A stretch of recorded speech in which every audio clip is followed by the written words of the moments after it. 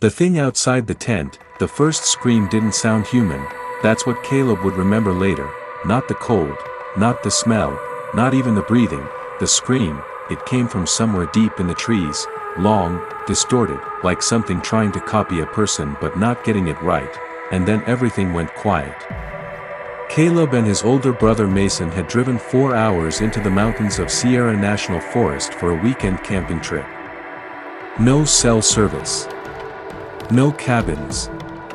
No other campsites nearby, just forest. They wanted something real.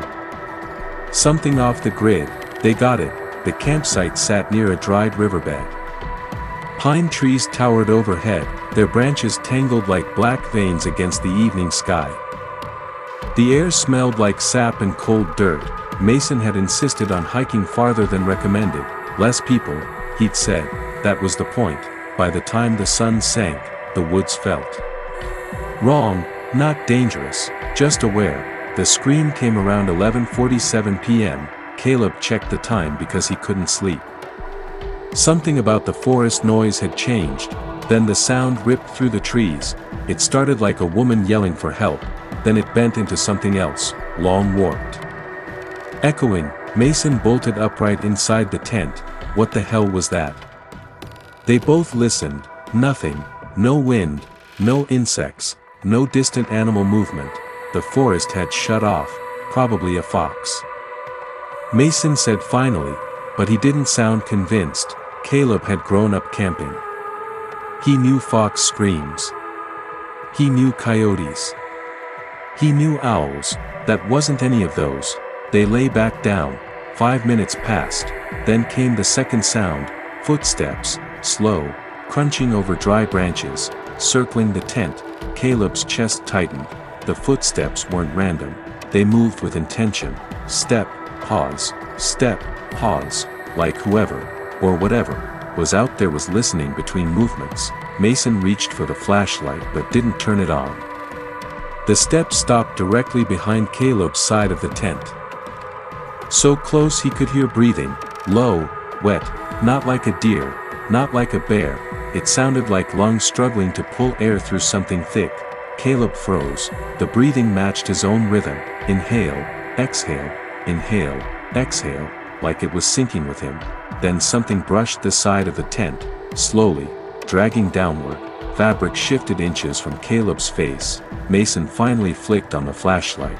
The beam lit the thin nylon wall. And for half a second, a shadow passed across it, too tall to be crouching, too thin to be a bear, and wrong in proportion. The head tilted sideways, like it was studying them. Then it moved away. Silence again. The breathing stopped. The footsteps faded into the trees. They waited nearly 10 minutes before Mason whispered, "We're not staying." He reached for the zipper, and that's when they heard it again, but this time, it was closer, right outside, and it spoke, "Help. Me." The voice was cracked, strained, almost identical to Caleb's. Mason's hand froze on the zipper. Caleb's stomach dropped. The voice came again, "Caleb." The way it said his name wasn't emotional. It wasn't desperate. It sounded like someone reading it off a script, trying to get the pronunciation right. Mason whispered, "That's not funny." "I didn't say anything," Caleb breathed. The voice shifted tone slightly. More confident this time, "Mason." Silence. Then a slow scraping noise began moving around the tent again, this time faster.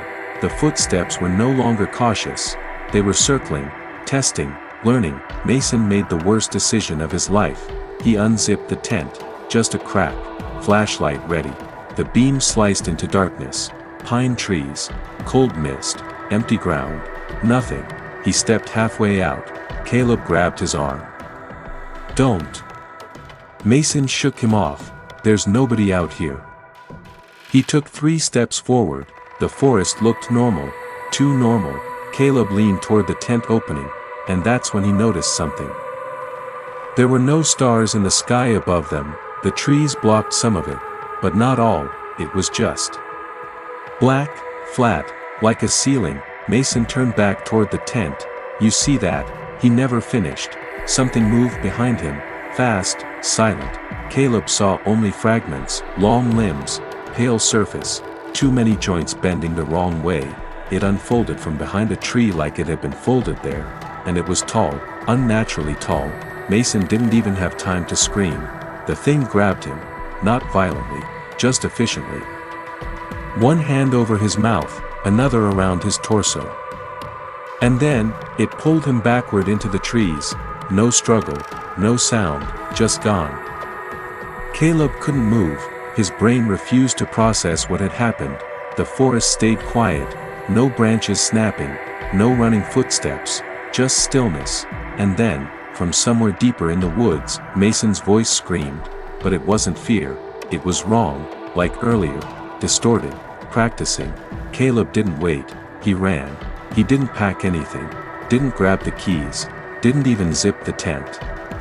He ran toward where he thought the road was. Branches tore at his arms. The forest seemed thicker now, different, as if the layout had changed. Then he heard it behind him, running, but not upright. It sounded like multiple limbs hitting the ground, fast, closing distance. Mason. The voice called, cheerful now. Wait. Caleb didn't look back. He broke through a clearing and finally saw the dirt road, and his truck. He sprinted toward it, hands shaking. He unlocked the door and dove inside. As he slammed it shut, something hit the side of the vehicle, hard. The truck rocked violently. Caleb locked the doors and started the engine. The headlights flicked on, and that's when he saw it, standing in front of the truck, watching him. It looked almost human now. Almost, but its limbs were too long. Its fingers nearly touched the ground, its neck bent at an unnatural angle, and its face looked unfinished. Like skin stretched over something that hadn't decided on a shape yet. Its mouth moved, and in perfect imitation, Caleb. This time it sounded exactly like Mason.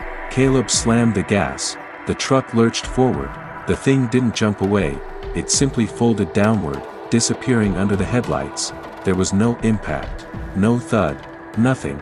He didn't stop driving for 3 hours. Authorities searched the campsite 2 days later. They found the tent, still open, no blood, no tracks, no signs of struggle, just one thing, on the inside wall of the tent, scratched into the fabric from the outside. 2 words, over and over, learned you.